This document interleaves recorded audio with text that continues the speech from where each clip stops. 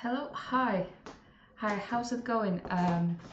Haven't seen each other in, well, almost a year, I suppose. So, uh, welcome back, hello, and I'm just a bit how do I say it? I'm just out of uh, out of practice with everything. I hope I set up everything correctly. There's no delay. I'm not too loud. The music won't be too loud. You won't be watching PowerPoint presentation. Hopefully, so far everything seems working great. But obviously, any feedback would be great. So yeah, so today I just thought it would be good to start with something that will fit October, which is Vampire the Masquerade.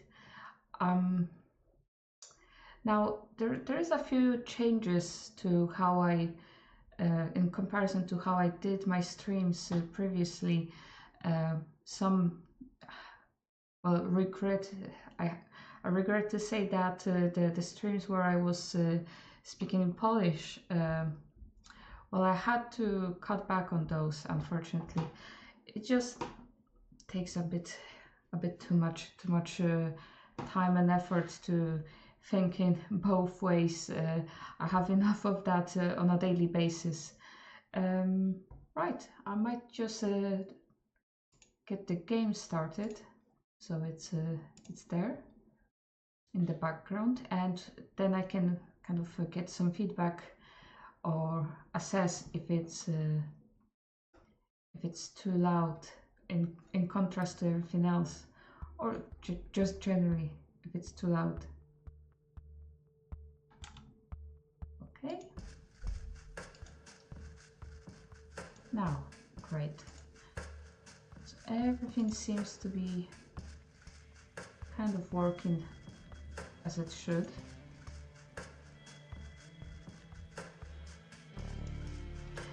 Yes, so that's one change. One change is that I won't be doing those.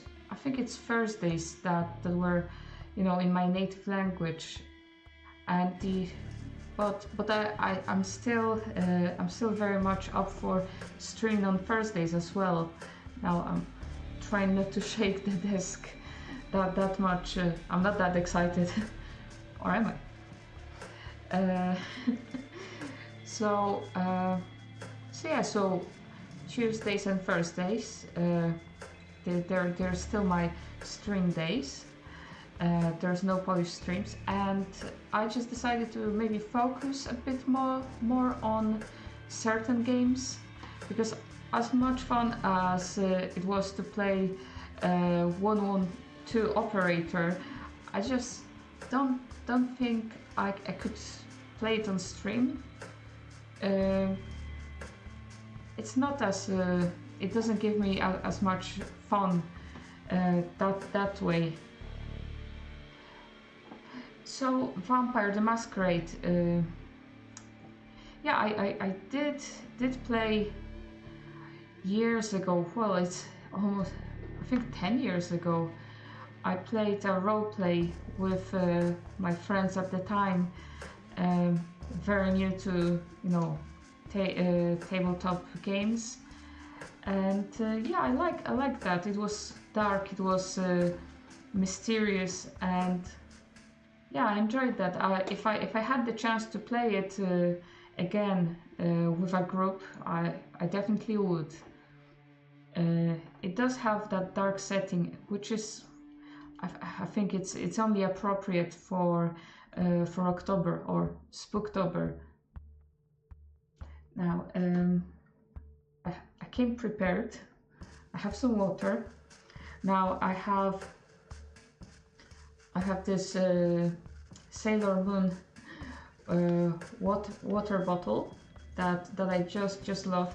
I found it on the children's section in Primark, or Pennies as we say here in Ireland.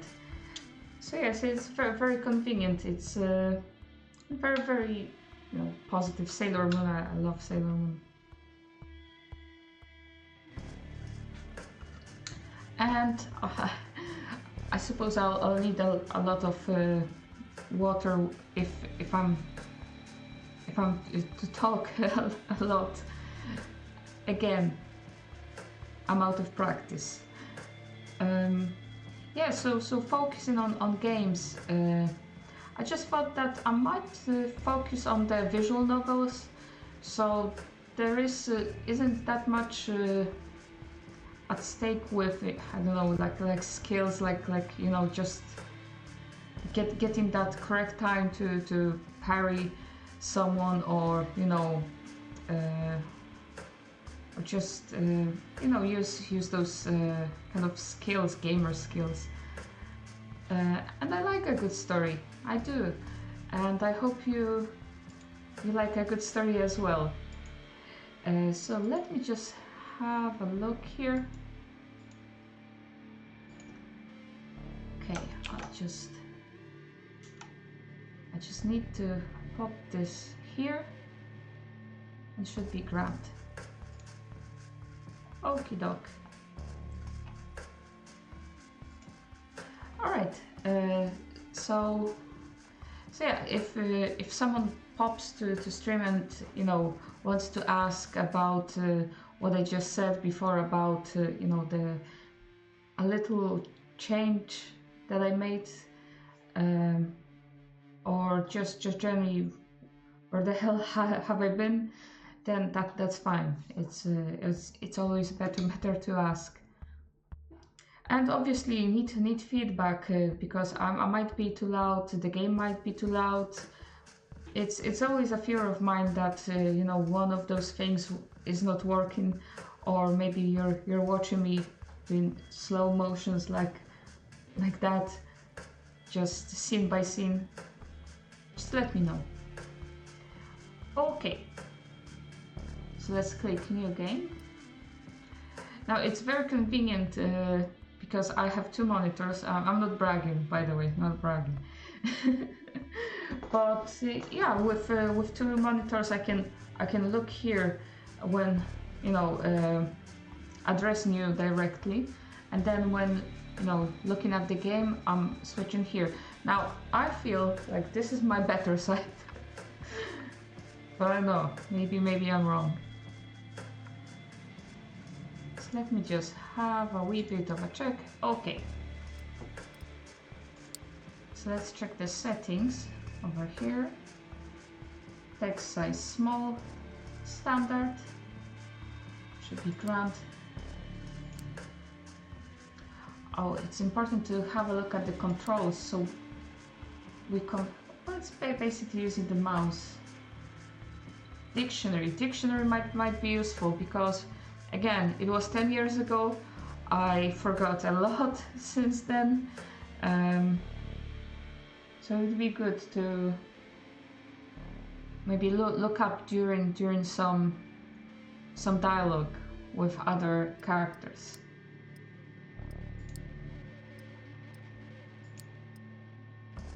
Okay, so the game asks us to choose a clan. So we can be a Bruja, the rebel against power and rage against authority. A seemingly insignificant man with significant ideas will join their ranks tonight. So Bruja being kind of a rebel, but still part of the Masquerade, and the Masquerade is, well, you cannot make the presence of vampire known to normal people. That's the Masquerade. So we have the rebel, venture, the aristocratic blue bloods embody wealth, sovereignty, and control. A top-level corporate executive will join their ranks tonight. So it's more like a corpo person. And then we have Toreador. The divas seek thrills of art, romance, and cruelty amidst stagnant undeath. A tormented artist will join their ranks tonight. So I just wonder what which one to choose. Now I know that in the original game there's quite a bit more clans to choose from, and then I think that there's some expansions as well.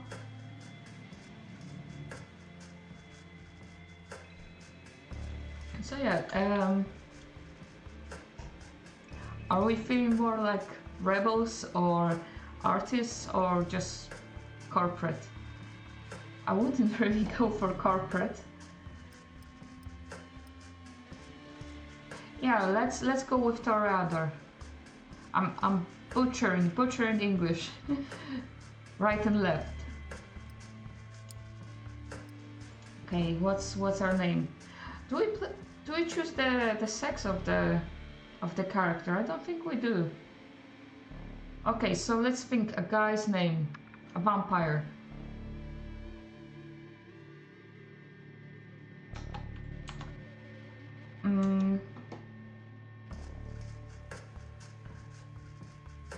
Maybe something coming from blue. Dracula. Dracula. Yeah.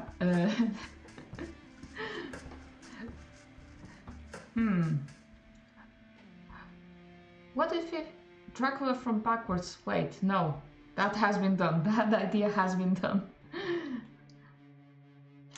But yeah, let's deriving from the Dracula name, because Dracula is great. Maybe Dracul. Let's try.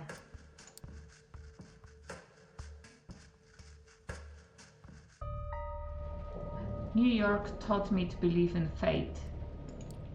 Had you asked me about fate back when I was human, I would have told you it's superstitious bullshit, that we are all designers of our own destinies.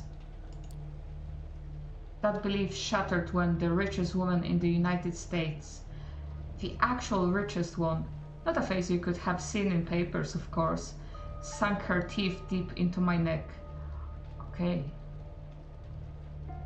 Oh, hi, Elias. Hi. Nice to see you here.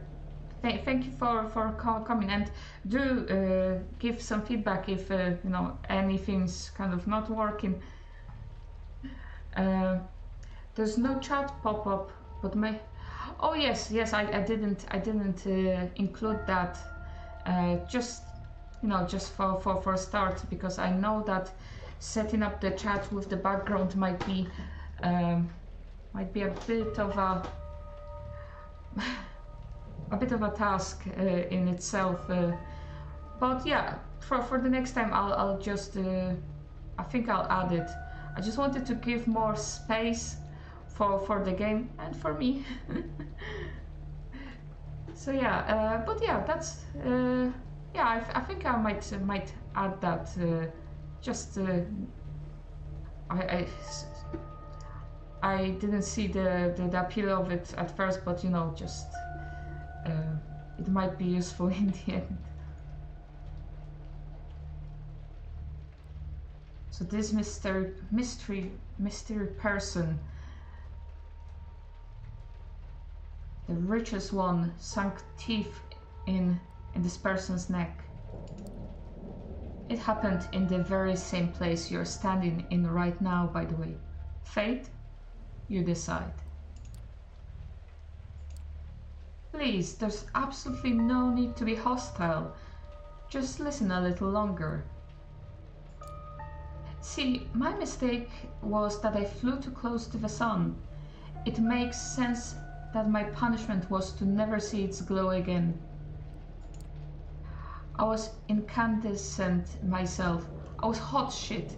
I had it all. Money, looks, confidence, connections, men, women, a career, and a spark in my eye, the one you need to be born with.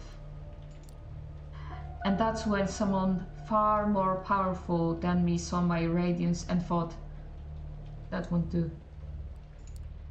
She robbed me of the light erupting from within and gave me a subtle, enduring gleam in its place. She decided that would fit me much better. Yes, bisexual icon. Well, that person had it all. She was a 9th generation kindred, just like you, an apex predator. She probably enjoyed teaching me the peak of human excellence, my real place in the food chain. It's such an eyesore when you look at some loudmouth braggart and see them for all they really are. The temptation to teach them a lesson can be unbearable, right? Well, my sire's lesson was a lesson about fate. A message saying, "You're eternally doomed to be at the mercy of your sovereigns." It almost drove me to destroy myself. What saved me was the ability to reinterpret her teachings. Hers wasn't a message of doom. It was a message of hope. Fate exists, and one can shape it if given the right tools. My sire didn't believe my tools were fitting for the job. She considered them toys, and me just her amusing subject. Well, she's deader than dead now, and I'm still here, standing right where she stood when we first met. You might have wondered how I've learned about your arrival to JFK Airport. My answer is, of course, destiny. As luck would have it, today happened to be a day some of my associates were inspecting the coffins. Driving you here straight from the plane and having you wake up in such an unfamiliar place was a little desperate, and I do apologize for it. But it is so rare for you to visit New York. 3 times in the last 15 years, was it? And you're never eager to inform me you're here. I understand you still have that meeting on 51st Street later tonight, so I'll provide a comfortable transport. I value our relationship very much, don't get me wrong. But it is precisely because I value it that I'm going to ask you to repay the favor you owe me. You're the only one I trust to do the job well, and without attracting attention. You might think I'm crazy asking you to breach the rules of our society like this. You might think it's impossible to get away with it unpunished. But this is New York, and I don't know about other cities, but in this one, fate really exists. Oh, hello, hello, hi, Cass. How's it going? So, I decided to play some Vampire the Masquerade, a title that some might be unfamiliar with. It's a tabletop game, but you know, obviously, you know, based on the tabletop game. And yeah, this one seems very interesting. Thanks. Well, I have hair now, so that's great. No need for the wigs. Now, although it does live a life of its own, so one time it's like that, and the other it's like that. Okay, till Wednesday.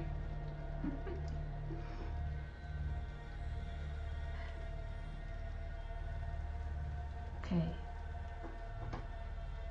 So we just started with the game, and we decided to go with a bit of a artistic type of vampire for our scenario. Yes. It's good to have some changes, I suppose. So we just started, we woke up in a very odd room, and this person is telling us about how they, you know, how they changed. Now I cannot change it back. Yeah, better, I suppose. So yeah, let's see what this person has to tell us. And right now, it's smiling in your favor. This is how it begins. Oh my gosh, what What? What's that? It's quite the darkness. You stifle a yawn. It's been a slow evening. The little bit of red liquid left in your glass and the crumbs on the plate remind you that, if nothing else, these art exhibitions at least come with some decent wine and legit catering. Ooh, so we are in an art gallery. So that's the type of vampire that we are. We're the artistic one, but still part of a masquerade. And yeah, it's fun to talk about your work on display, even if you end up discussing it with pretty much the same people at each such occasion. You've already met that one critic who keeps telling you, with self-assured authority, how you should pursue a different artistic avenue.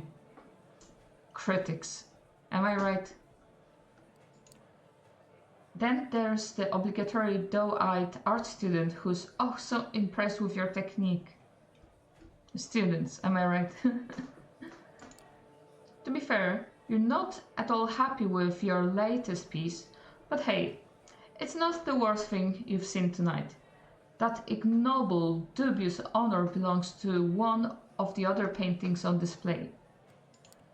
And yet, its author, currently being paraded around by his rich parents, has barely been able to grab a bite of the fancy canapes.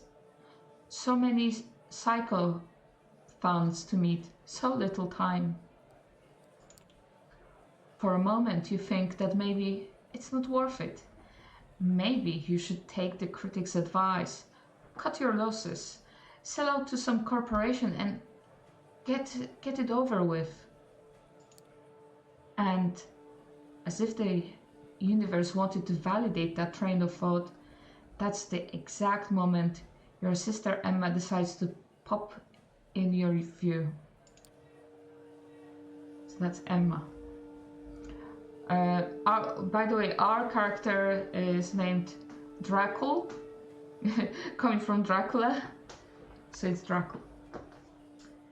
So let me get this straight. Cushy corporate jobs are selling out, but supporting a billionaire's vanity project is totally fine with you. Hi Em, you absolutely despise her as an artist. While you're struggling to uphold some nebulous ideas of what art is meant to be, she's perfecting her ways of mooching off the system. Dracomalf. Well, we don't know the surname. Actually, could we add a surname? Well, that doesn't matter because now, being part of a family, that's new life and whatnot. Shamelessly preying on little-known street art and niche internet memes, she repackages them as a bourgeois-friendly collages. So it's perhaps no wonder the NUT has recently dubbed her that's New York Times, has recently dubbed her a mind-blowing explorer of digital art extreme possibilities. So she's basically living off memes, right? I could do that. I could do it better than her, definitely. But in spite of all that, you absolutely love her as a person, even as you welcome her by smacking the back of her head, a gesture meant to convey nothing but deep affection. Just smack it. I wonder if it's like siblings, am I right? I hope my siblings are not here to hear that. No, but seriously, supporting young artists, my ass. I don't know what kind of money you got for this piece, but I doubt it was even a fraction of what is going to be worth in tax benefits. Well, I suppose. So basically the scene is there's a rich kid selling his art piece and we're struggling? Well, our sister isn't. The gallery owner actually said that if he had to choose his most valuable audience, it would be the IRS. And I'm pretty sure he was only half kidding. You mumble a non-answer and then segue into a different subject, trying to preemptively quell her repeated offers to get you a steady job. Of course, she proves as insistent as ever. You know, sometimes I just don't get you. On the one hand, you wouldn't be caught dead taking money from the inevitable winner of the culture wars. On the other, if someone gave you the chance to collaborate on some damn Oscar bait flick sponsored by Larry Ellison's bailout fund, you did that shit for free. Why is she talking to us that way? She's not very nice. She needs another smack on the head, clearly. I wonder what... If I go...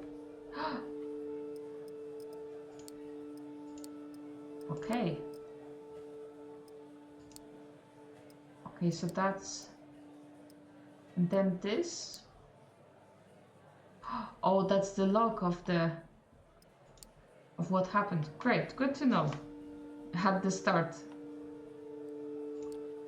She rolls her eyes and asks, you know what the only difference is between the art scene and the culture industry?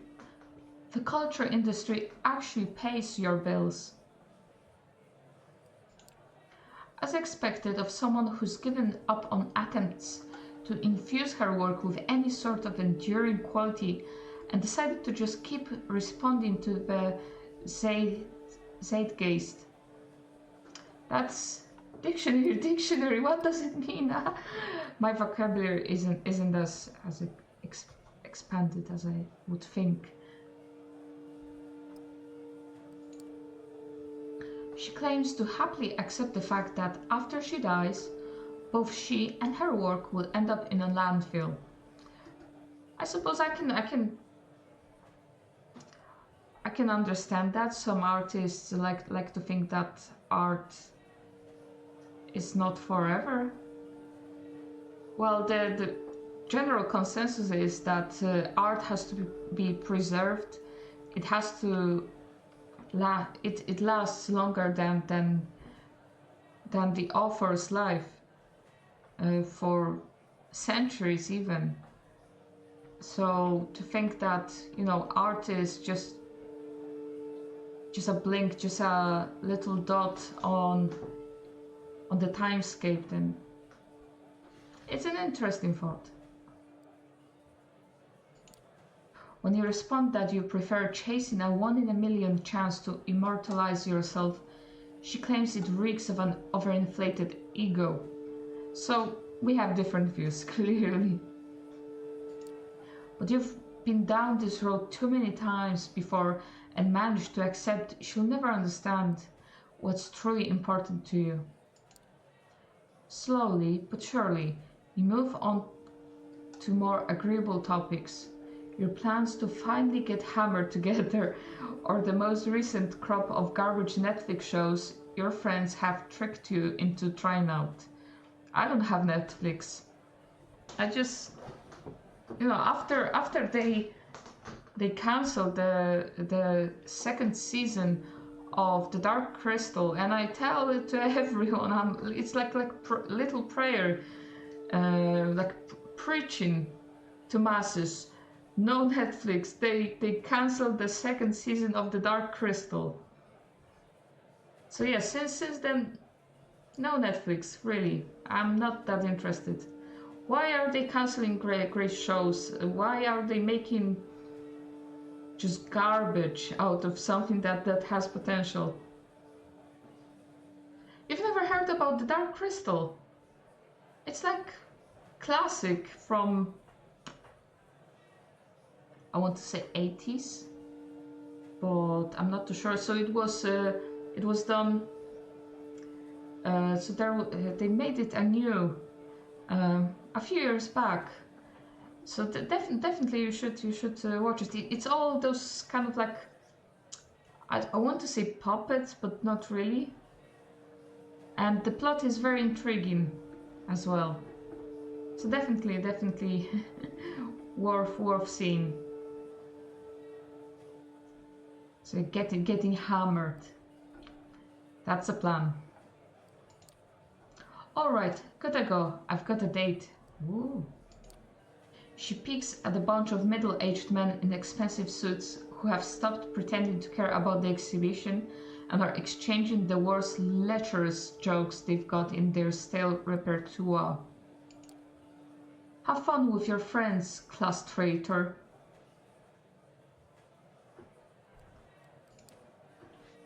She gives you a hug and heads for a nearby elevator. There goes the pleasant part of the evening. Still, that was pleasant. That was the pleasant part of the evening. She bashing? Well, I suppose to each its own. Still, you decide to delay the inevitable and catch a quick smoke break. Truth be told, people aren't exactly lining up to chat about your work anyway. As you leave your post, you start tapping your pockets in search of a lighter. Instead, you find a $100 bill you're absolutely sure wasn't there before. Ooh, money. Jesus Christ, Em, you're the worst. And the best. You can feel your cheeks turn red, but you gratefully put the money in your wallet and move outside. So the sister put the money in. When you reach the balcony, you look at New York City and light the second last cigarette left in the pack. You're alone. It's not silent. The metropolitan hum is ever present, even this high up. Oh goodness, thank you very much for the follow. Thank you so much. All quacks? I hope I'm pronouncing it right. Now, for some reason the alert didn't. There wasn't any sound, so apologies for that. I'm still trying to get into swing of things after everything. After not streaming for almost a year, so hopefully it will work for next time.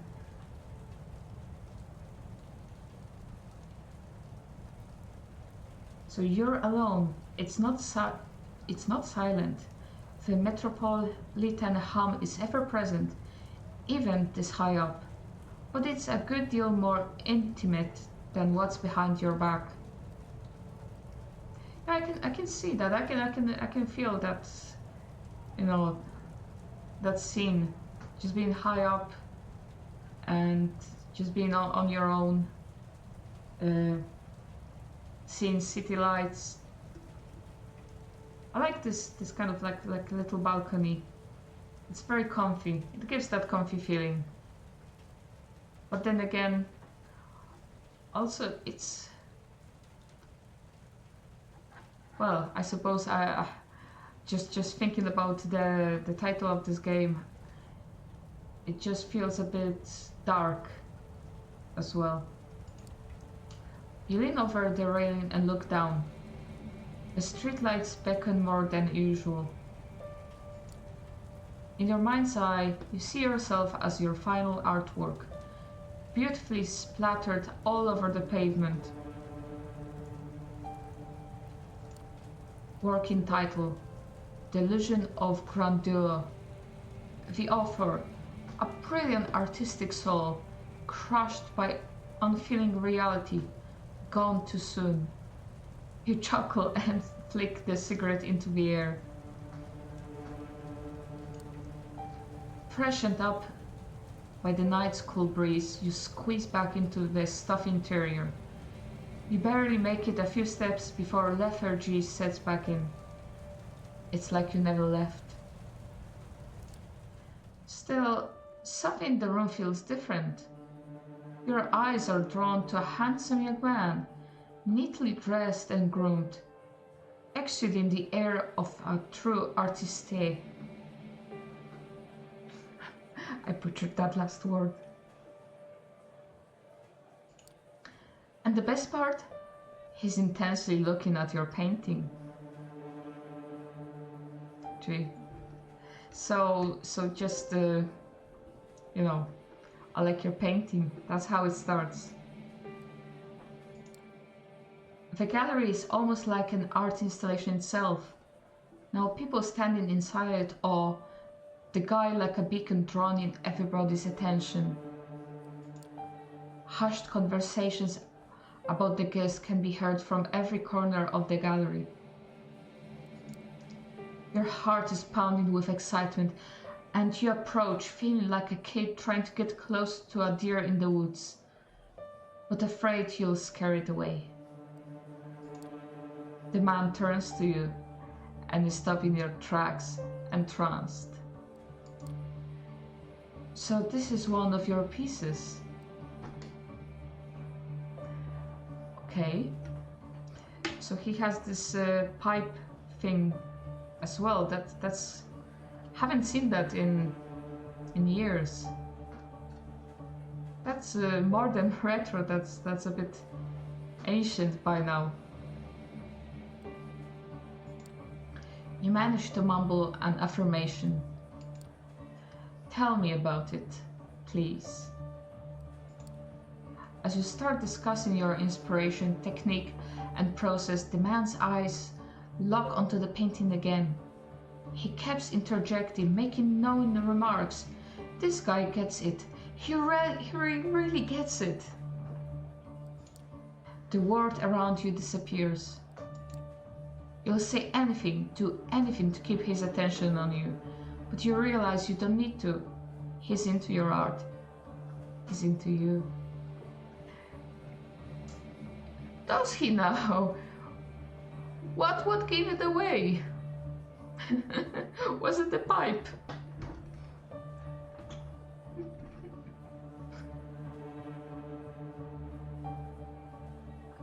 I suppose I would like to see the art piece that's discussed over here. I want to buy it, and I want your company. I need to talk to you. You will like what I have to say. Spoken matter-of-factly, served straight up, like he knows that you won't refuse, that you can't refuse.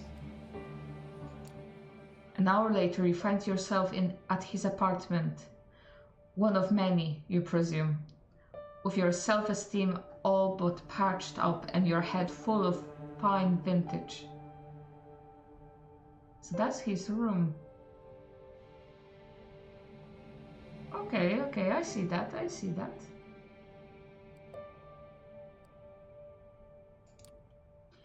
You tell your host a lot. In fact, it seems like you're telling him everything. Where you came from, how you ended in New York City, how you had to take out a loan to appear at tonight's event, how you took the long look down the balcony, that you thought about taking the plunge and this time you were only half joking. You feel miserable, you start crying, he holds you in his arms, you feel calmer. The tears stop flowing. It's been so long since you had someone who could just talk to, but who could not just talk to, but communicate with, be seen by. Who knows? Maybe there is hope for you yet. That feeling of bliss is the last thing you remember before passing out. Next thing you know, you're lying on the couch in that same apartment, hungry and dehydrated. How long has it been? Hours? Days? More? You're feeling weak, confused, abandoned. Oh, hello, Grido. Hi. Yeah, it's me. I'm back. Now I'm back, but there are a few changes, I suppose. So the first change being, well, I suppose Tuesdays and Thursdays I'll be here, but both times I'll be streaming in English full time now. So that's one thing, and the other being I want to focus on visual novels from now on. So because there's so many games, and some of them I just want to finish, and while streaming it might not happen, because I do like to take my time, and yeah. So that's about it, I suppose. And I have my hair, so that's great, you know. I mean, I had it for some time, but it just got to that length that, you know, I'm quite happy with. Although, you know, it is a bit annoying that you know, that I have to use more shampoo, and you know, if I go with wet hair to bed, then you know, it's all over the place. It's all over the place anyways. Yeah, shaved head was actually nice. It was a nice feeling, you know. I could feel the breeze.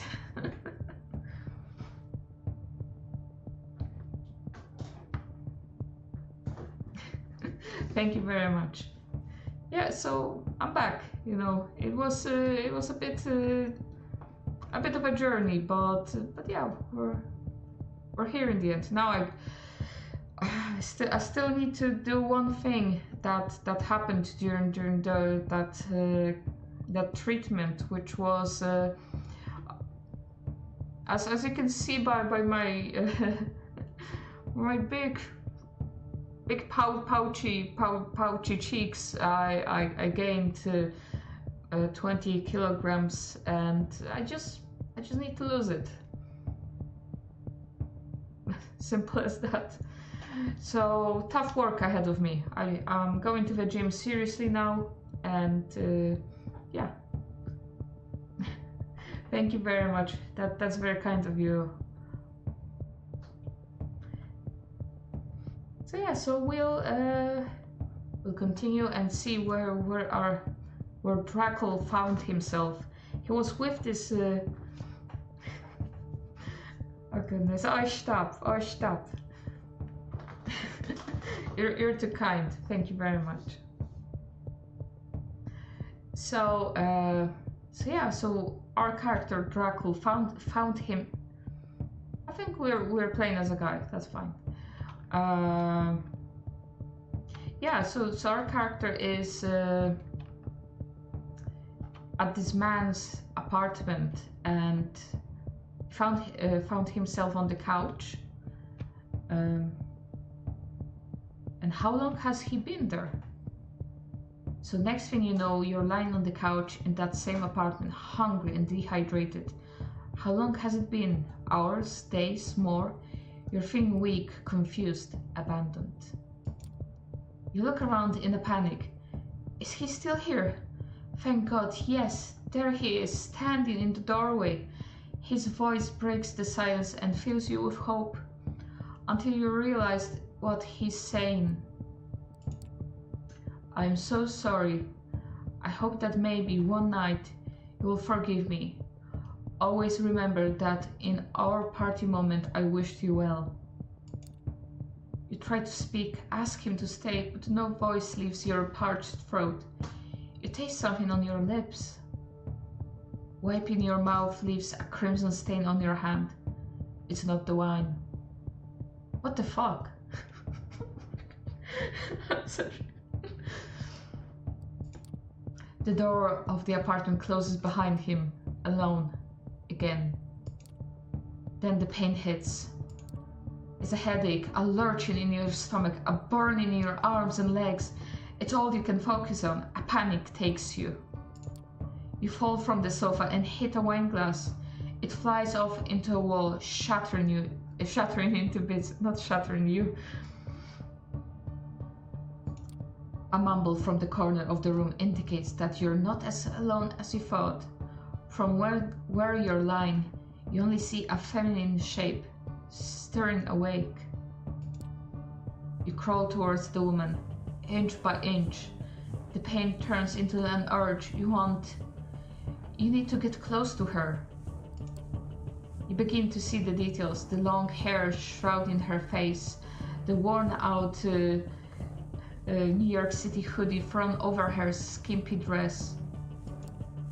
She opens her eyes, moves her locks to the side, exposes her neck. A rabbit instinct takes you.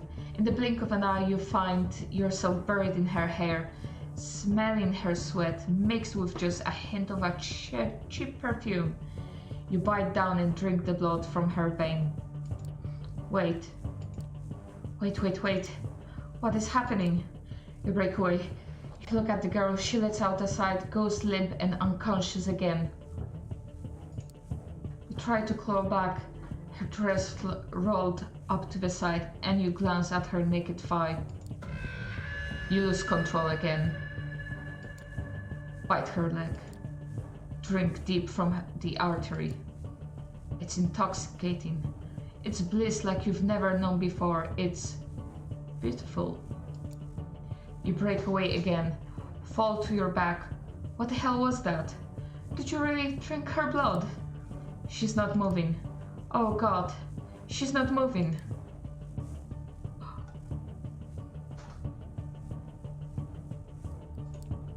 You check her pulse.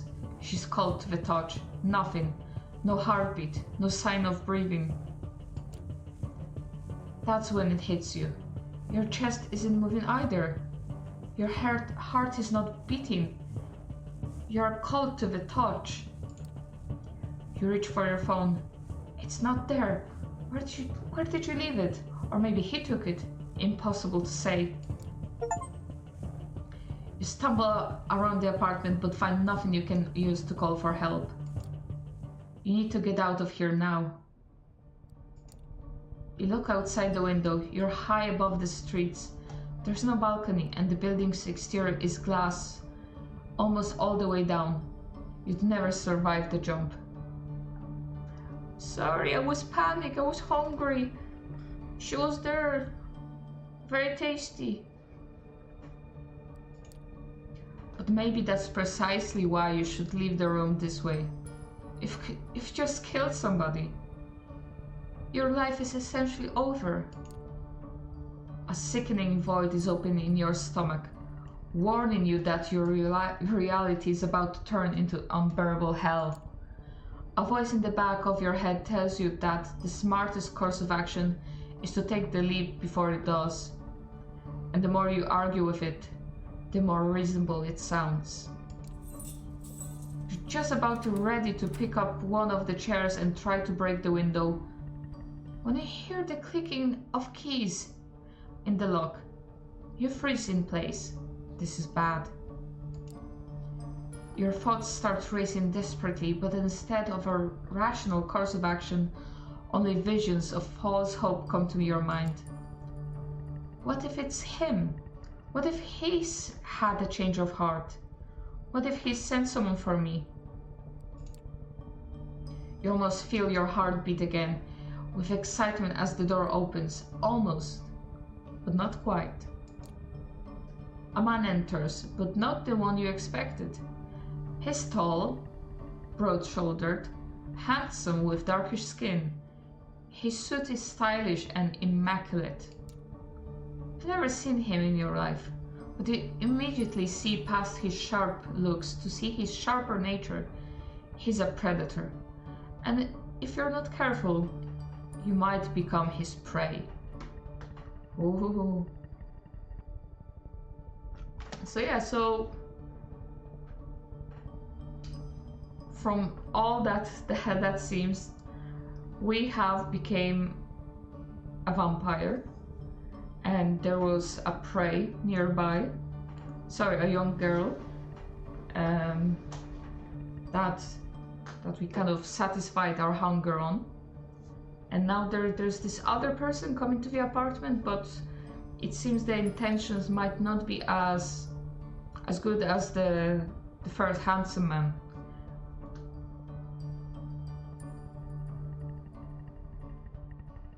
By the way, I've already shown it, but this is my water bottle, which doesn't really fit the climate of what we're doing today, but I like it very much, and I wanted to show it.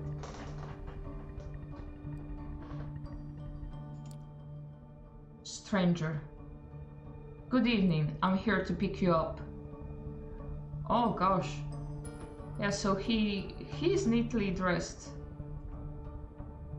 I wonder what his intentions are though. A deep, emotionless voice. He turns his eyes to the lifeless body of the girl in the New York City hoodie and raises an eyebrow. Okay, now we...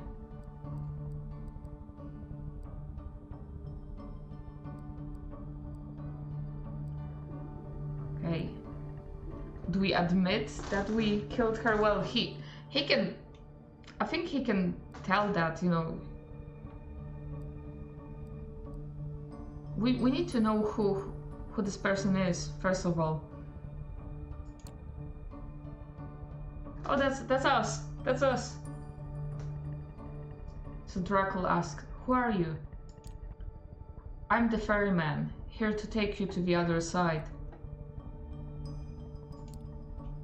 He approaches the bed to examine the corpse from up close.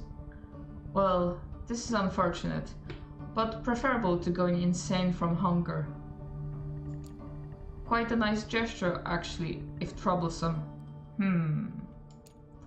He briefly looks at you with something like pity in his eyes, then changes his expression to a perfectly blank one. Listen, you may perceive your current situation as something out of the ordinary, but I've met hundreds of lost sheep like you, and you see, they tended to fall into two categories. First, there were the smart ones, those who carefully obeyed my every word and didn't pull off any stupid stunts. They always got where they needed to go safe and sound. Then, there were the dumb ones. I hope we are the smart ones. Oh! Thank you very much, Chai. Thank you very much. I forgot to change the thank you messages in Stream Elements. Thank you for the follow. I'm so sorry. I thought the alerts will give some sound, but they don't for some reason, which is very unfortunate. As I tried to set it. Oh my gosh, maybe I didn't. Maybe I didn't put the sound. What if I don't control audio via OBS? I wonder what will happen. You're not late, that's... Oh, you got the Pokemon sound. Okay, Grant. I just didn't hear it myself.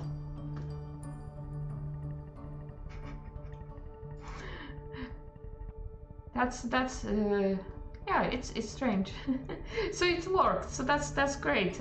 I didn't hear it, but if you've heard it, that's great. That's great. It's just really odd I didn't hear it. But you know, whatever works. Yeah, it's those little technical things that, you know, if you move it a certain way, then it doesn't work the other way. So if it works for you, I better not touch it. just leave it as it is for now. Well, so we're talking to this stranger, and he gives us two options. Either we are smart and obey him, or be dumb and I can only guess what follows. The punks who thought they could take me on. The wise guys who tried to contact somebody secretly and without permission. The troublemakers who tried to run off or make a scene. None of them got to their destination in one piece. In fact, a lot of them never reached their destination at all. The man talks in a bored, professional tone, giving off an impression that he really has delivered his speech countless times by now. So you see, despite being a smart person, I'm a Mets fan. I love baseball. And it inspires me to come up with a 3-strike system to determine if someone is dumb. Okay, we don't want to be dumb. We don't want to be dumb. He doesn't look like a person you want to be dumb with. Oh, great! So, yeah, that's no worries. If you were resting, that's fine. It's I really appreciate that you joined and I see all those emojis. That's a lot of emojis.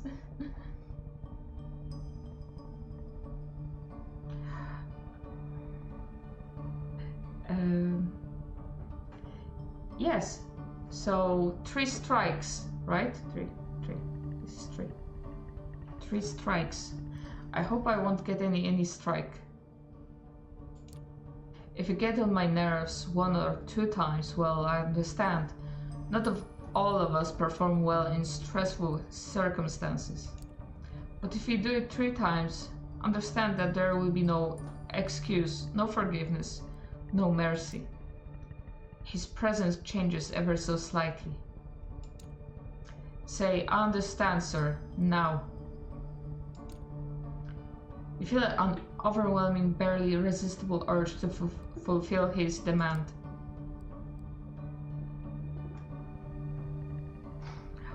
Do you want the game to end now?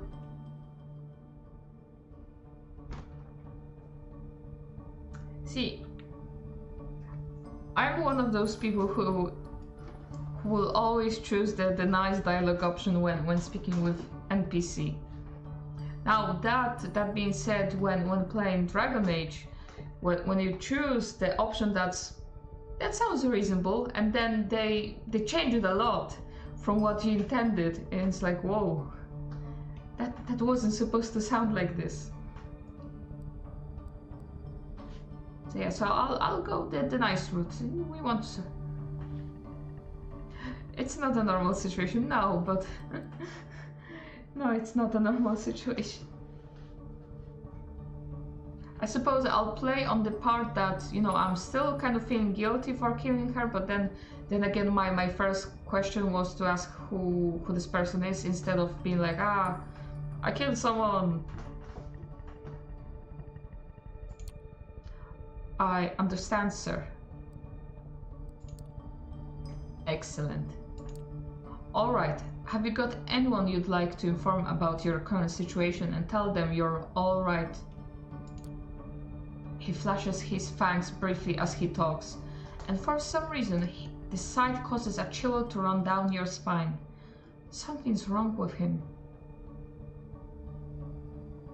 Okay, I'm not too sure I want to tell him about the sister, in case they want to take her down or something.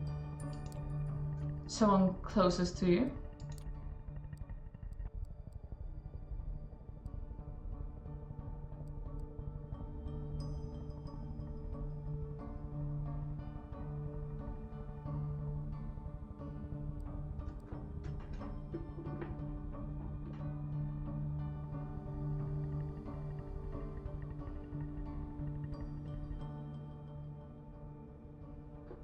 But would he kill her, really? If it was a scenario that, you know, every time someone turns into a vampire, they have to kill the closest ones, that would... I don't know, it just doesn't sit well with me. I don't buy it, but what do you think? I wouldn't run away. I want to survive. Definitely. But I don't want to... Oh, I just noticed those little icons. That's the moon. That's a neat touch.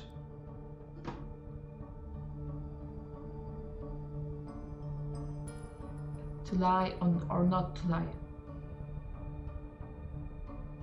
I understand the chat might be delayed a bit as well. I don't know what to choose.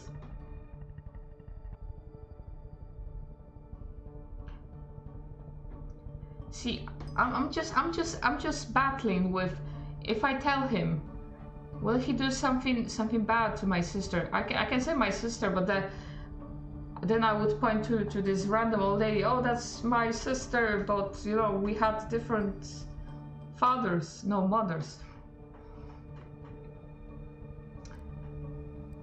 Yeah, I can tell my sister, but I don't have to tell him who my sister is. That's very true. Oh. Why did you tell him the name of your sister? Why?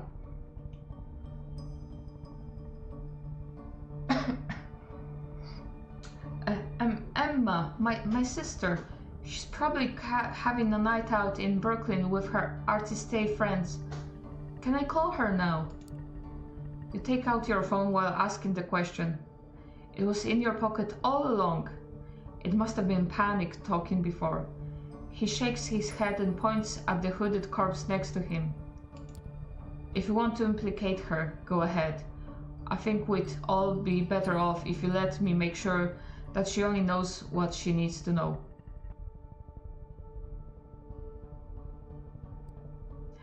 You think they can read minds? That's a possibility, yeah. Because if you lie, they can like. But then why asking the questions? I suppose maybe to check if the person is obedient. But how far can they read?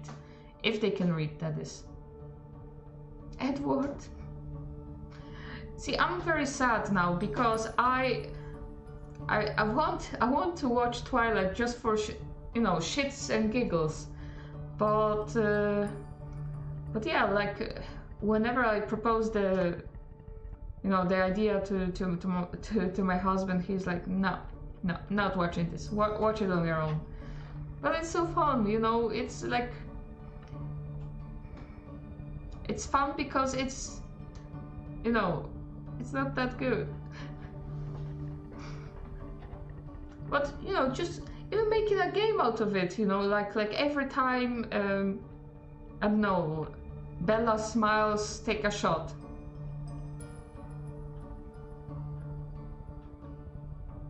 Yeah, shits and giggles are worth it. Yeah, definitely. I might just, okay.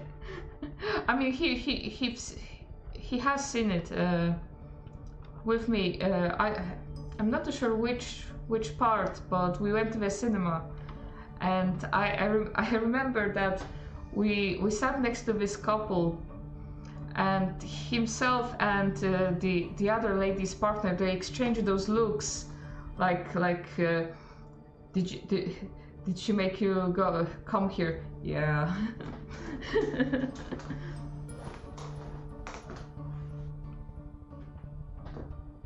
I remember I've read the books.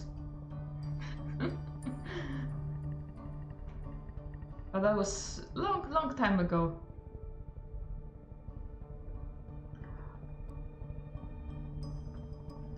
Okay. So he wants to make sure that she needs to know the minimum. Yeah, agreed. Give me her phone number. I'll have someone get in touch with her. You oblige and hand him the smartphone so he can copy the number from your list of contacts. Thank you. This will be useful in illustrating my next point. Instead of giving you back your phone, the man hides it in his pocket. From this night onwards, you are subject to different laws than the ones you grew up with, and you will be watched by many eyes to ensure these laws are respected. I'll send you some funny Twilight TikToks next time. Do. I know there's this one guy that cosplays as different characters from the Twilight.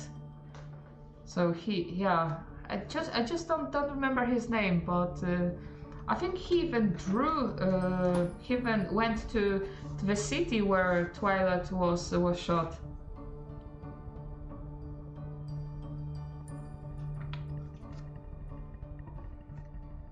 from this night onwards, you are subject to different laws than the ones you grew up with, and you'll be watched by many eyes to ensure these laws are respected. You are forbidden from letting anybody know you're still alive. You're forbidden from showing your face anywhere they know you. If anyone comes to search for you, it's over, both for you and them. He interrupts his monotone recitation to stare deep into your eyes. So if you don't want someone to find your poor sister's body in the Hudson River next week, cooperate. The sight of his fangs again, and another physical fight or flight response. You've played right into his hands, putting M in danger. We should have lied! We should have lied! But then again, he took the phone, so I don't know. I can only hope that you care for her enough not to do anything selfish. By now, you're absolutely sure he's just toying with you, provoking you just to feed on your reactions. He hasn't told you where you're going yet, but he's already made it abundantly clear that a lot of people struggled hard to avoid getting there. You'd be far more eager to cooperate if he never raised the subject, but he made it a point to make you fear the unknown. He's pushing you, but to what end? Does he want to intimidate you into complete submission? Is he hoping you to give him an excuse to get rid of you? Or maybe he's testing you, forcing you to show what you're made of. Somehow he makes all of these options seem plausible at once. So yeah, I'm more of the testing kind of side of, you know, of things here. So I suppose he's he's doing that to get that reaction out of us, to see, you know, what will happen. Will we be calm? Will we be dumb? Alright, I think that's enough lectures for today. He takes a glance at his silver watch. It's a Patek Philippe, the kind of brand mere mortals never see outside of luxury lifestyle magazines. Just who are you dealing with here? It's past 3 AM now. The sun will come up in just a few hours, so we don't have much time. Come, we need to leave so that the corpse can be taken care of. He turns his back on you to unlock the door.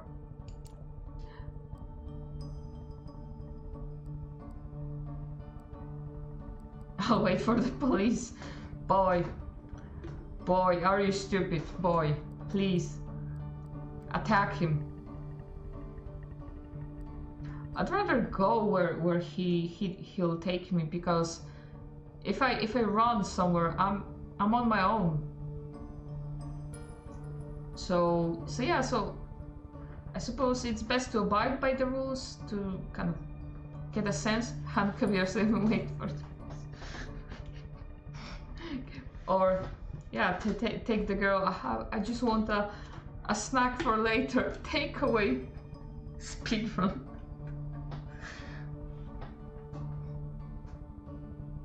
Well, if I die, I can just play again and make different choices. That's a positive. Okay. You obediently follow him out of the room. Before he locks it again, you manage to take a final glimpse of the corpse. You feel a pang of conscience, but not because of your victim's horrible fate. It's because you don't feel guilty even though you know you should. Something important inside of you that was still there yesterday has definitely died tonight. You wonder if you'd even recognize yourself in the mirror. The stranger shows you to the elevator. You go to the ground floor. During an awkward ride, your dazed and confused mind desperately searches for a glimmer of hope, and eventually comes across one. Maybe you'll find the man you met earlier this night. So that's, that will be a positive.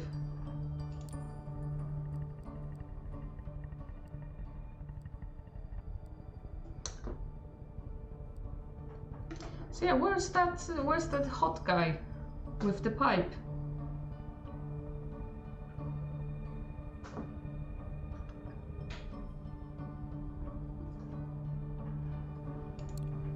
Do you know what happened to the man who brought me here? That's what I'd like to know. As of yet, he's unidentified. They have left no trace, and it's obvious they are not planning to come back for you. He was stone cold, yeah, leaving me like this, but he left a snack with me, so that's fine. If, and that is a big if, you ever see them again, it'll be tomorrow, and probably for the last time. No.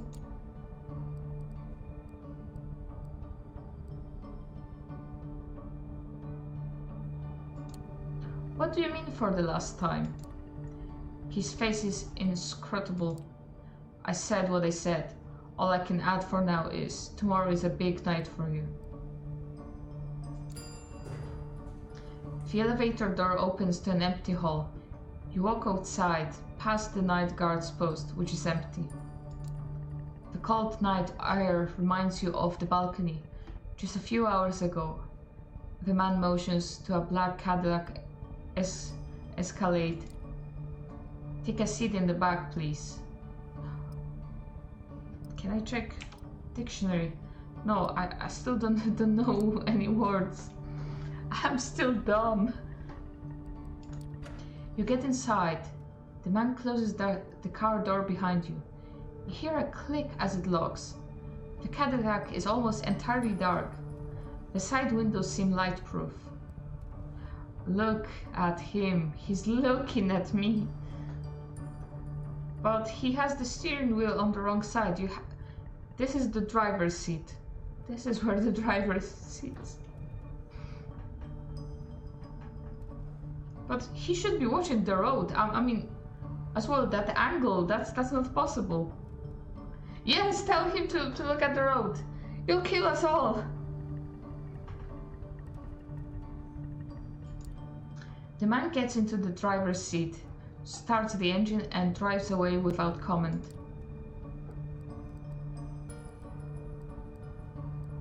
Am I drugged?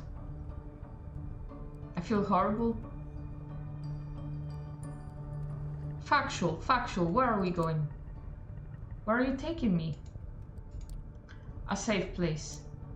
Forgive me, I'm not in a talkative mood. This won't be a long drive. Patience. Dead silence fills the car. You close your eyelids and sink back into your thoughts. A blurry after-image of the man who bought your painting is still there. It's strange. You never felt this way about anybody. It makes you happy, even though you have the nagging thought that there's something fundamentally abusive about this attraction. But then, the girl's hair spilled over the purple hoodie and her blood spilled over the cold floor come into sharp focus. You wince. You want to cry, but it's as if there were no more tears left in you. After what feels like an eternity, the car comes to a stop. Well, it will be a short ride, yeah? Short ride, he said.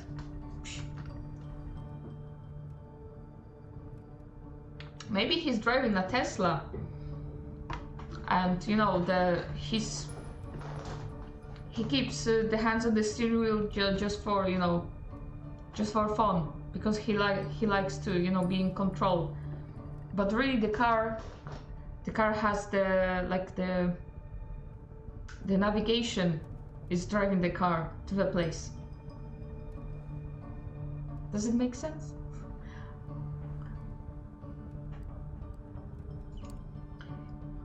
You get out in an underground parking lot. It's an ugly concrete grey thing. Empty, but for the car you came in. It looks like there is a room beyond the metal door in the wall.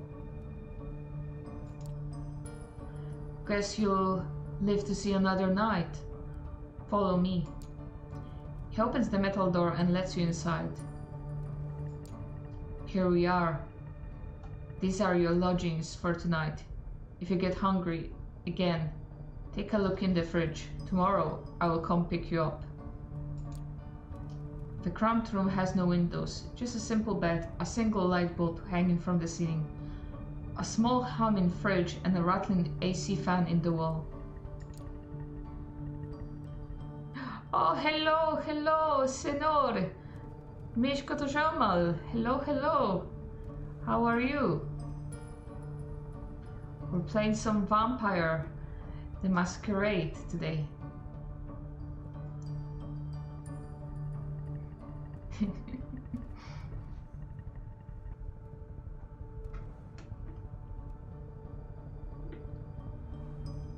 So yeah, so we are in a parking lot. I wonder what's in the fridge. I suppose it's silly to ask because we can only yeah, I think it's safe to presume it's blood. It has to be blood. Why do I have green walls? Well, I painted them. You know, it was just a bit boring with the white walls, and you know, it was not. The walls weren't painted in, you know, since the house was built, I suppose. I think. Why not blue? Oh, why not blue? Because blue makes you too sleepy. And green is kind of between, isn't it? So it's also a cold color, right? But yeah, it has a bit of that yellow. Full blood bags died like Helsinki, yes. It has all the coziness of a solitary prison cell. You notice claw marks on the inner side of the entrance door. Oh no.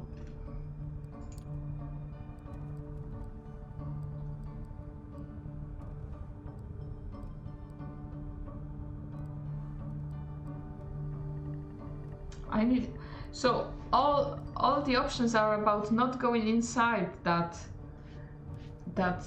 room.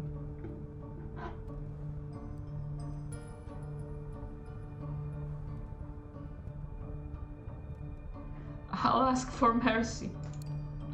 You gotta have some mercy, man. Let me go. Ha, mercy, have mercy. No, too late for that. Listen, normally I'd lose my nerve right about now and things would get nasty. But I get it. You're scared. You don't understand what happened.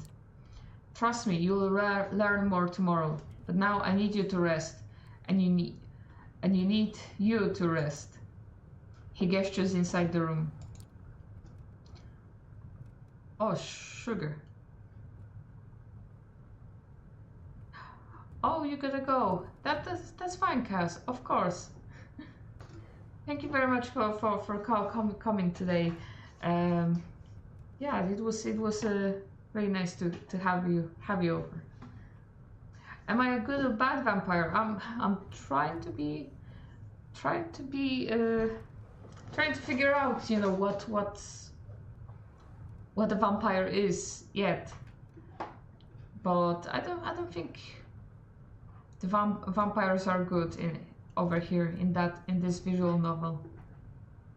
Maybe a bit indifferent, if anything.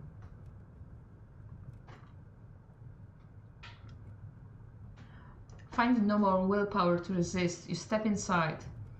The stranger nods contently. Good night. He locks the door behind you. It looks very secure and sturdy. You open the fridge. There's a single plastic bag there filled with red liquid, unlabeled. Tomato soup? Tomato soup. You feel sick to your stomach. Best leave it for now. Hungry vampire is angry. Yes. So, yeah. So we better get some blood in if we're hungry. You lie down on the bed. It's a simple mattress on a metal frame, kind of creamy and damp. Seeing it makes you grimace, but you're just too tired not to lie down. Your entire body hurts. a dull feeling that makes you feel heavy. You feel vulnerable and lonely. Usually, when that happens, you turn your attention to painting, just not to think about the alternative. Your family upbringing left you with no skills but artistic talent. Creating art used to be something of an unpleasant duty. Somewhere along the line, though, it became the only weapon you had to fight with existential despair. Some of your best work was created in lieu of impotently crying in bed. Hell, you're pretty sure a few of those pieces had your tears mixed in with the paint, like the painting that led your whole night to this. You look back at your life and it starts looking like a downward spiral. You are so tired, your entire body tenses up, and before you know it, you drift away into oblivion. You wake up. That in itself is a surprise. You barely remember when you drifted off. It didn't feel quite the sleep, more like plummeting into an endless void.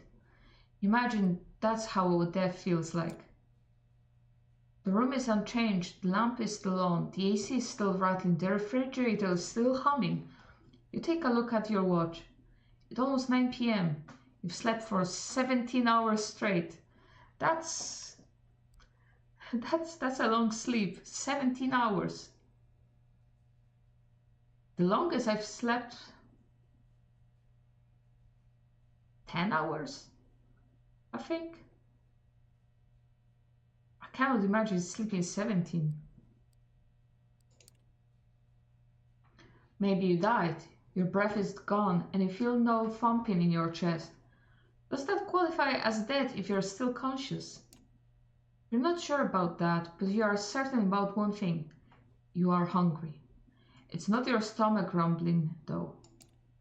It's a need that starts somewhere in your abdomen and spreads to your chest, throat, and back of the head. You open the fridge, the back is still there. You take a closer look at it. If it's soup, then its color and texture are off. You pull the cork out, take a whiff. You recognize the smell immediately. Holy shit! There's no mistaking it. It's bagged blood.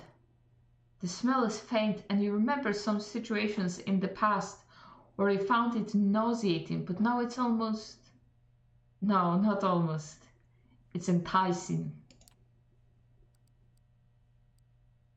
Well, really, you never saw the word Spooktober. It's quite used here. You know, you have October and spooky season. So before Halloween, so Spooktober. It's like in Polish. In Polish, you use the name for October and make it sound like a month that is about being cold. Yeah, I suppose maybe. See the problem with September, starting September now, it's Christmas. Because once September kind of rolls in and it's closer to October, the Christmas decorations are in shops. Everyone's talking Christmas this, Christmas that, radio stations and whatnot, and it's so tiring. It is absolutely tiring. Like, can we not leave the talks about Christmas until at least late November, at least? But no, it starts happening in September now. So Spooktober, just making a bigger deal about Halloween, which is a great holiday, in itself. Just making more noise about Halloween. Santa Claus in the World of the Dead. Have you seen Nightmare? There's this animation, Nightmare Before Christmas. That's an interesting one. It's what's his name? It's Burton's film. Okay, so I can put the bag black. I don't think that's. Yeah, I think we'll drink the blood. It feels wrong, but right now there's barely anything in your life that doesn't. To hell with it. You pour a bit of the liquid into your mouth. It tastes bland, reminds you of a cheap supermarket juice. Just enough flavor to register it as what it claims to be on the box, but nothing like the real thing. Nothing like what you had the last time. You swallow it. Somehow, you don't feel sick. In a weird, messed up way, you can't help but think it feels nourishing. You take a few more sips and then just another one. Suck on the bag a little more. Eventually, you find that you've emptied it entirely. All. You look at the info pressed into the side of the bag. 450 milliliters of it. Even with its blandness, you still feel like having more. You realize your body longs for that intoxicating high you felt when an image of that corpse crosses your mind, causing you to wince. What have you become? You try to piece your thoughts together, make sense of it all, when you hear the lock click and see the door open. Standing there is the well-dressed stranger you met yesterday. Oh, you're going to a Halloween movie marathon. What movies are going to be there? I can only imagine it's horrors mostly, isn't it?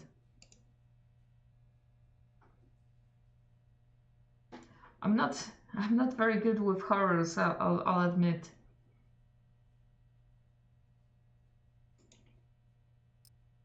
Let's see, do I have something in the dictionary?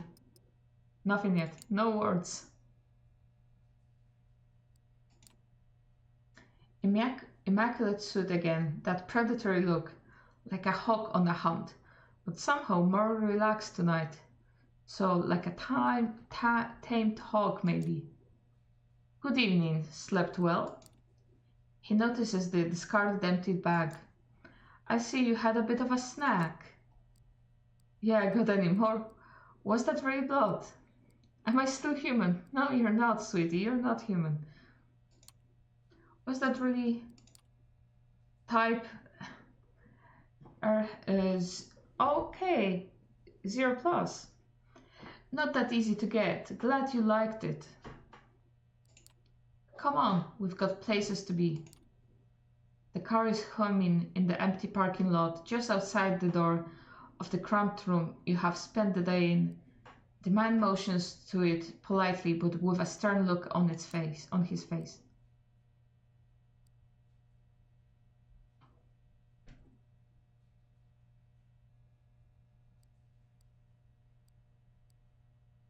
Hijack the car.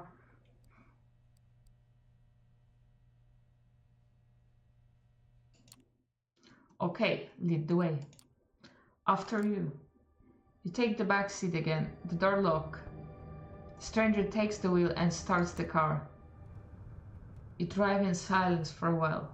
From time to time, you keep trying to catch glimpses of familiar streets or landmarks through the blackened windows, but it's of little use. The car is also soundproofed, so all you can hear is a bit of a traffic humming and the car's engine. The driver doesn't say anything and seems focused on the road. You check the door handle. Yeah, the door is locked all right. The piece of dark glass separating you and the front of the car looks sturdy though. There is nothing left to do but wait. You didn't have time to think about it before, but you realize now that you're hungry? No, not exactly. It's not a rumbling stomach that grabs your attention. It's a need that starts somewhere in your abdomen and spreads to your chest, throat, and back of the head. You try to extract some information out of the man behind the wheel, but you realize you'd prefer to bask in the afterglow of your last meal. You wouldn't have expected it, Will you spend the rest of the trip lost in your thoughts? A lot of them concern blood. It takes you another 20 or so minutes to get to your destination. As the door opens, you try to get your bearings. You're still in New York, that much is certain. Queens, maybe? Wait, you know exactly where you are. The nice-looking two-story building has a logo you immediately recognize. The Art Hall, an avant-garde gallery, used to hold that collection of bagged viscera and body parts by... You can't quite remember the guy's name. He's Brazilian, you think. Fabio something or other? I don't know these movies. Oh, you're going just spontaneously. Okay, that's cool. You know, you're just going because you know it's happening. That's fine. Sometimes you know you can find something very interesting by going to such events.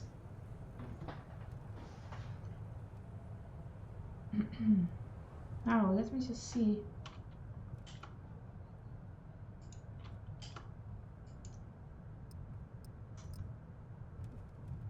Okay, great. After me, no sudden movements, please. You've never been inside, not quite your style, but the place has quite the cult following. You keep racking your brain for more facts, hoping they'll help you with whatever you got into. Two large men in suits flank the door to the gallery on both sides, and they give you, your companion, a nod as you approach. Prompted by the stranger who guides you, you walk inside. The gallery is full, which is unusual at this hour, to say the least. About 24 faces fill the showroom, and a number of waiters navigate the gathering, serving drinks. All of them are beneath the guests' attention. The visitors are well dressed, for the most part, but it's unclear what they have gathered here for. Nobody seems to be particularly interested in the art pieces on the walls, and the atmosphere is polite. Unnaturally so. Many guests turn to look at you and the stranger who brought you here. Their glances are varied. You see open contempt on a few faces and animated interest on others. Most of the eyes in the room calmly observe you, as if wishing to appraise your worth.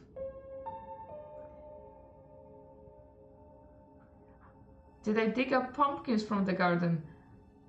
I haven't planted any pumpkins this year.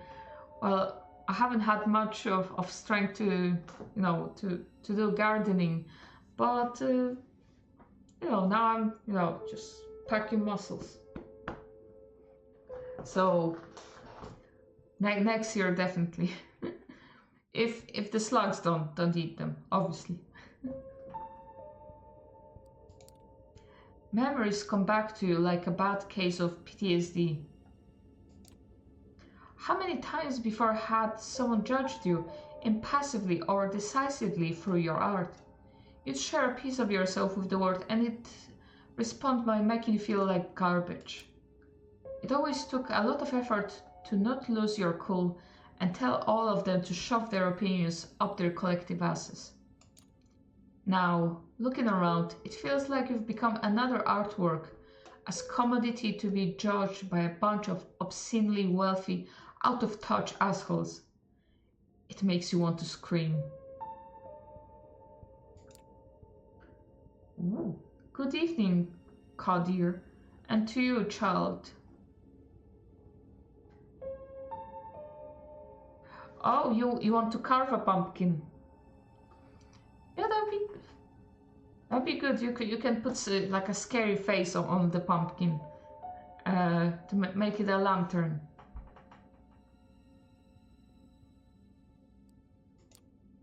The noble, cold voice takes you out of your head and back to the situation at hand. The gallery, a crowd of strangers, you being brought here against your will. For what purpose? The room awaits your response.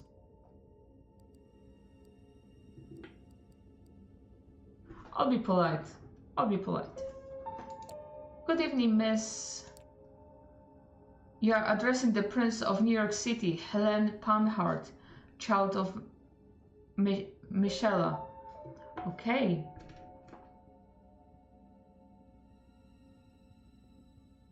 So she's the prince.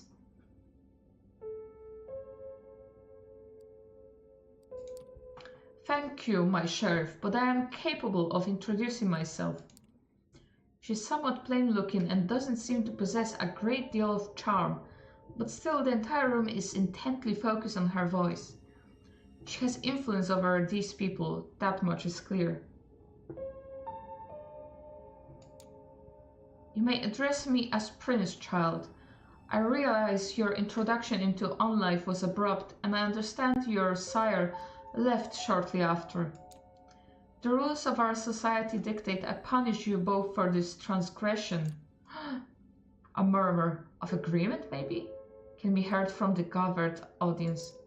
But I am willing to listen to what our lawyer sheriff has to say about the circumstances of your embrace first. Okay, so I hope he will vouch for us to live.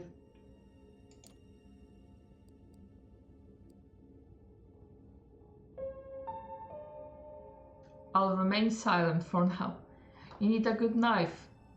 Yeah, it doesn't have to be a big knife, maybe something smaller for more details. You decide it's best to stay silent and listen to the whole situation unfold. It feels like you're out of your depth here. Shall we begin? You're about to be judged by the Court of New York City, Kadir. Please tell us how you found this fledgling and what happened on your way here. Court? Prince?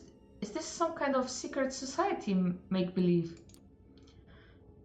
A trusted informant who has chosen to remain anonymous at this time tipped me off about a suspicious kindred appearing in one of our domains.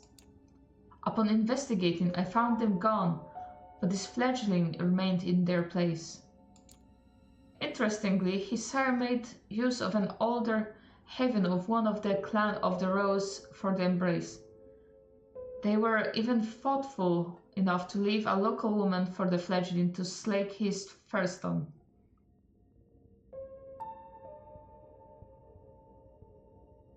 Yes, he could play as John Wick, but just longer hair.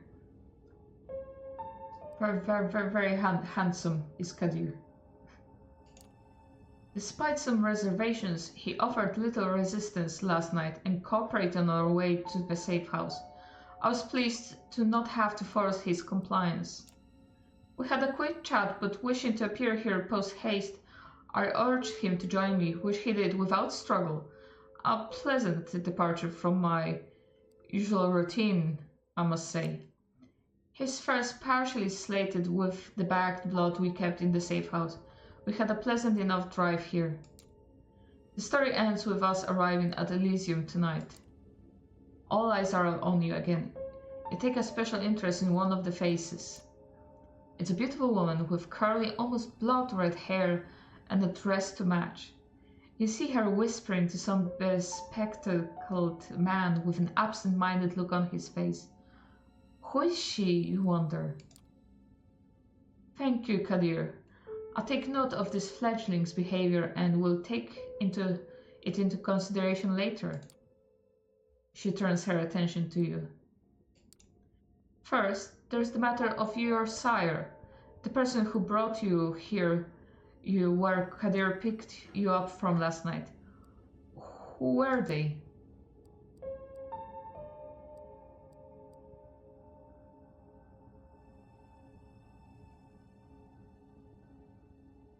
I'll ask who sire is because I have no idea. Let me ask you first, why do you keep using that word, sire? What does it mean? Under regular circumstances, they would be your patron and the one responsible for your introduction into our society. Things being what they are, however, I would very much like to know who they are. Indulge me. You find it impossible to decline her final request. Something in her voice makes you want to please her, and hear yourself speak. He was beautiful, charismatic, charming. Dark hair, a sort of artistic mess. Had an accent I couldn't recognize. He took notice of my art.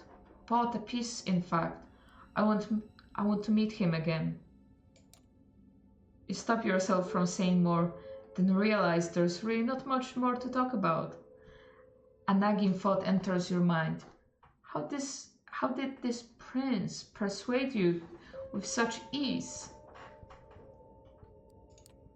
Well, Kadir, does that sound familiar? No, it does not, or at least not familiar enough. I'll continue the search after we're done here.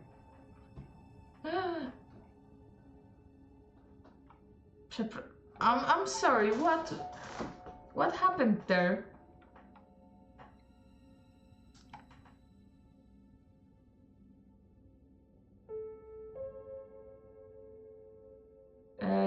No, I don't think that's the word we want to see.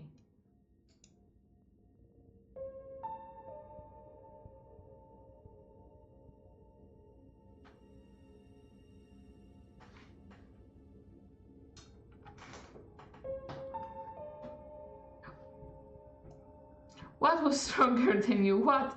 Why? Why would you think that this is okay?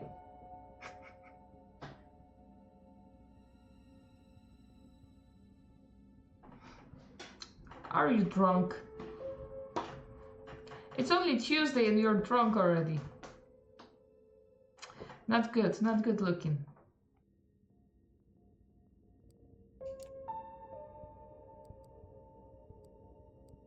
He bought my painting, you can track him. I don't think you can track him by the painting. Well, that's as much as you're getting out of me. What now? Now it's time to decide your fate, fledgling. What shall I do with the fledgling, my prince? What is your recommendation, my sheriff? Oh, please, let me live. The traditions are clear. Thou shalt only sire another with the permission of thine elder. If thou creates another without thine elder's leave, both thou and thy progeny shall be slain. I am ready to fulfill my duty. No. Stay your hand for just a moment longer, Kadir. I wish to consult my council on this. Make sure everyone is in agreement. Of course. He seems strangely relieved. The prince leaves the main showroom and a handful of people follow her out. You're about to ask this Kadir what all that talk of traditions and council was when the red-haired woman approaches the two of you. Sophie. Sheriff, I was wondering if I could have a word with the fledgling. What for? She lowers her voice in response. Come now, Kadir. We'll know what the verdict is going to be. Let me speak to them. You might not have to stain your hands tonight after all. Her words grab his attention. His face is hard to read. It's like several emotions are struggling for domination. Anger, sadness, hope, gratitude, resolve. I'll go get my sword. He steps out of the room the way you came, and you're left in the showroom with the woman in the red dress. She takes you aside and the eyes of the remaining guests follow you. Well then, fledgling, you're in quite the pickle.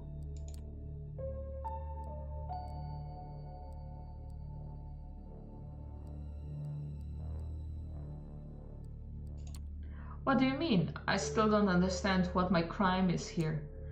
Poor thing. This really isn't your fault, but if you want to get out of here in one piece, you need to understand one crucial fact that seems to have eluded your grasp. Last night, you became a vampire. Wait, what? Oh yes, I'm well aware of how ridiculous that sounds. It's the reason why we have these nicer words for it. Kindred, being embraced, having a sire. The fact remains. The beings called vampires, you're looking at them. They're us. You glance around. Some of the guests are still occasionally looking at you, commenting on you in hushed tones. Many of the patrons are pale, really pale. Most hold glasses of wine. Yeah, she does sound like a very interesting character. I do wonder.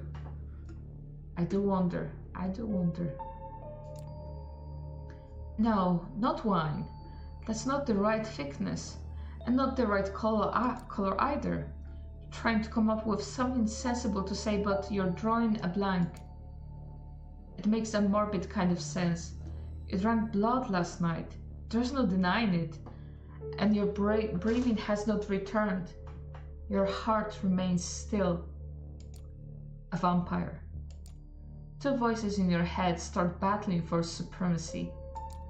One of them slowly begins to put everything that happened since yesterday together, coming to a conclusion that no matter how insane it might seem, nothing but what she's saying makes sense.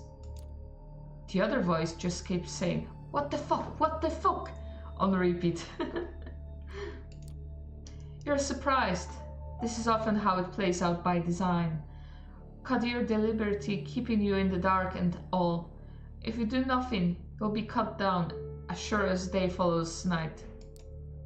But I'm here to offer you a chance, a way out, under one condition. I will take you under my wing. If you're lucky, the prince will be in a good mood tonight and your deference to Kadir will work in your favor. She might agree to this, but only if you swear fealty to me. I'm not making this offer lightly. As your patron, I'll take responsibility for you. Your actions will reflect on me. If they reflect negatively, well, I'll make sure you face the consequences. Am I streaming 2 hours today? I just want to get to a point where, it will be good to save the game. I think we're getting there slowly.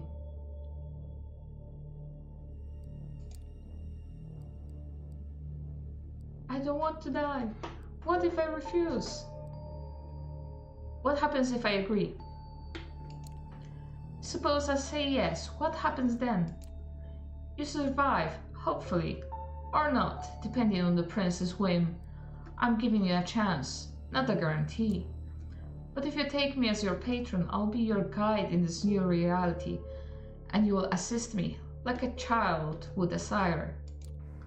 Steps and hushed voices can be heard from the side room. It seems the prince and her council are returning to the showroom. Kadir appears from downstairs as well and starts walking towards you.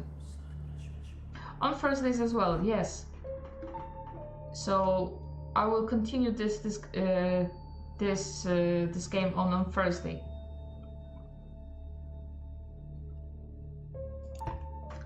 When you hear the verdict, ask to be spared.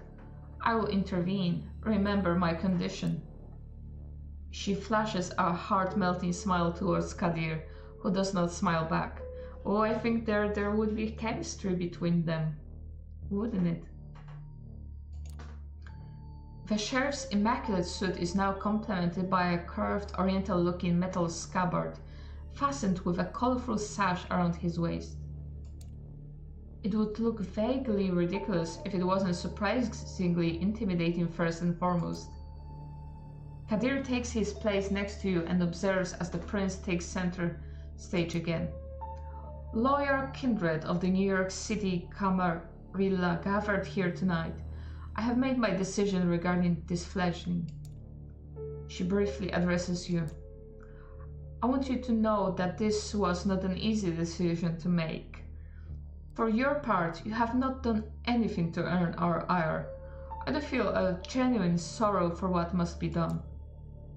We are all keenly aware that these nights we need to close our ranks and trust the wisdom of our elders and their traditions more than ever before. There is no place for tolerating dissent when our very existence is under constant threat. Although I acknowledge some of my council's divergent opinions on this. She takes a look specifically at one of the people who left the room before. A rather plainly dressed, shy-looking man whose skin has a somewhat healthier tone. He bows his head in deference. I hold the final authority over this fledgling's fate, and I declare that while their embrace might be the sire's responsibility, in their absence it is their progeny that must be punished. No, they want to kill me. Please don't. The sentence is final death, to be resolved presently. Kadir? No! You hear a scraping sound and see that the sheriff has unsheathed his curved sword. It is a beautiful detailed blade which you expect must be worth a small fortune. Its apparent sharpness makes you freeze up. Oh no, I'm about to be killed. Game over. Okay, no more game, no more game. No, okay, let's see what happens. 2 outs, bottom of the 9th. His quiet mumble is audible to nobody but you. As his eyes meet yours, you note just a hint of sadness in his countenance, one that quickly vanishes to give way to grim determination. And he's out to bat. Is he? I wanted blood, yes, but not mine. Not mine. He is a baseball fan, so he's talking in baseball terms. You will not get another chance to speak up. You make your choice. I don't want to die. Spare me, please. Prince, if I may ask you to stay the sheriff's hand for a while longer. Kadir looks at the prince, awaiting her response. The sword is still hanging above you, threatening to fall at the moment's notice. Is there something you'd like to say, Miss Langley? Yes, if I may. At first the prince looks somewhat annoyed at the distraction, but she stays quiet for a while, measuring the mood in the room. The bored elites suddenly look at you with aroused interest, some of them dismayed at not seeing the bloodshed, but all intrigued by the unexpected twist. The prince nods. Well, let's hear it. Sophie takes a few steps forward. All eyes are on her now, but Kadir's heavy hand on your shoulder makes it clear you won't take advantage of the distraction. My prince, while the traditions are clear, I believe that the proper context should be observed in addition to the letter of our laws. This fledgling is a burden, but with proper guidance they could become an asset to our domain. Am I to understand you are volunteering to take this sireless child under your protection? Yes, I happen to think they might hold a potential that would be unfortunate to waste. I do expect their full cooperation, of course. Whispers can be heard again, an incredulous voice or two. A hushed, just behead the fucker! Some suppressed exclamations of surprise. Silence. I ask all of you to make a note of this moment. I might be persuaded to bend one tradition in this child's favor, but another will have to be enforced even more firmly in its stead.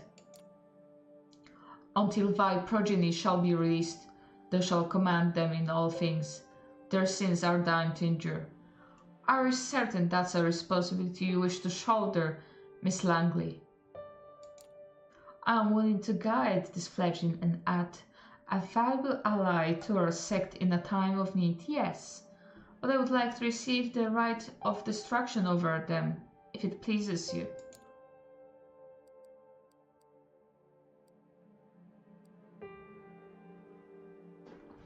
Oh, right, okay, right of destruction. I can only imagine that she'll be allowed to kill us. Give me a chance to prove myself.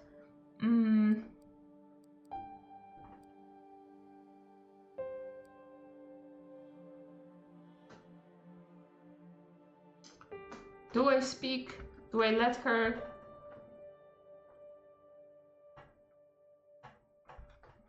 I remain silent. It's clear tensions are high. It feels surreal to listen to strangers discussing your death, or second death, apparently, and keeping silent. You decide it's for the best to let Sophie handle this alone and not interject. You have no idea how to handle this eyes wide shut crowd.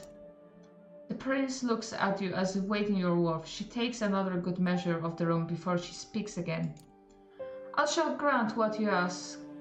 Let it be known, Sophie Langley of the Clan of the Rose will become this fledgling's patron. They shall be considered like sire and child. Miss Langley will take full responsibility for them, and I grant her the right of destruction if she sees fit to use. Let my intentions be clear, however. If I am to turn a blind eye to one of our most important traditions on this occasion, I expect it to be beneficial to the Camarilla. Substantially so. I hope you find this verdict satisfactory, Miss Langley. Of course, Prince. Thank you.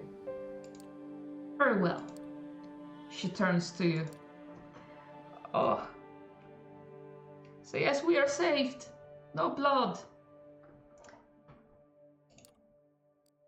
Drackle. Why did we use Drackle? Drackle, Prince. She nods.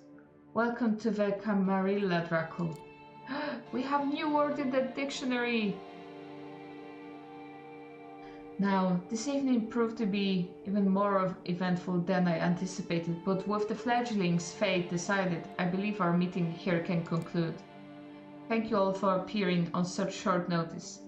Give my regards to those who couldn't make it. Kadir, a moment of your time before I let you return to your duties. Of course, Prince. He shoots you a side glance that doesn't leave much space for interpretation. You will be watched, you will be judged, and if need be, you will be punished. The two of them leave the gallery. Well, Drackle, I think we both have managed to significantly improve each other's evenings. But let's keep the ball rolling, shall we? I think we should have a toast to a new fruitful partnership. She raises her hand to one of the well-dressed concierges who have now reappeared in the showroom to refill the guests' glasses. The conveniently handsome man approaches with a carafe of red liquor. He pours it into 2 glasses. It's blood again. That much is clear. You're in 2 minds about drinking it, but the memory of last night's hunger makes you wince. Take a tentative sip. You expected the same blandness you tasted a few hours ago, but this one you can actually savor. It's smoky and warm, making you think of a cozy cabin in the woods. It does strike you as a strange image for your mind to jump to when drinking human blood, but it is what it is. You've never tasted anything like it. Do you like it? I think New York City caterers have very bourgeois ideas about what good blood should taste like. Apologies.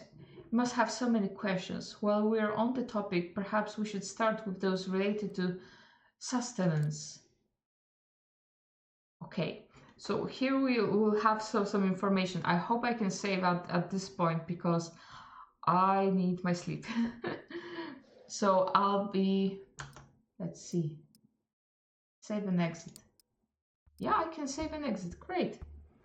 And if I load, night 1. Great. Okay, so that's that. So yeah, to conclude, it's a really nice visual novel, very intriguing at the start. So we'll get some answers on Thursday, and we'll see what we need to do for in our new circumstances. Right. Well, it's been a bit weird coming back after such a long time, but now that I'm here, it just seems so natural. I don't think it took that much. It's like riding a bike, I suppose. So thank you very much for joining me. Thank you very much to everyone that that help me with, you know, just kind of assessing if everything is running smoothly, and for chatting with me. So have a good night, and I'll see you on Thursday to continue with the Vampire the Masquerade, Coteries of New York. Thank you very much. Take care.